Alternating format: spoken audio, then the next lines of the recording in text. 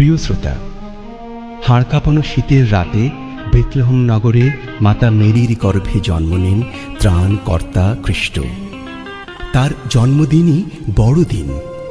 এ দিনটিকে ঘিরে প্রতি বছর বিশ্বব্যাপী নানা আয়োজন। এসব আয়োজনের পেছনে তাৎপর্যপূর্ণ দিকটি হল গোটা মানবজাতির মুক্তি সাধনের জন্য স্বর্গ ছেড়ে ধূলির ধরাতে আগমন। দীনে দরিদ্র হয়ে জন্ম নেওয়ায় ধনী দরিদ্র সবার কাছে পৌঁছে দিয়েছেন মুক্তির বার্তা। যিশু চান যেন আমরা পাপের শৃঙ্খল হতে মুক্ত হই। আর এই চেতনায় উদ্বুদ্ধ হয়ে আসুন বলে উঠি, বড়দিন মানে নতুন চেতনা।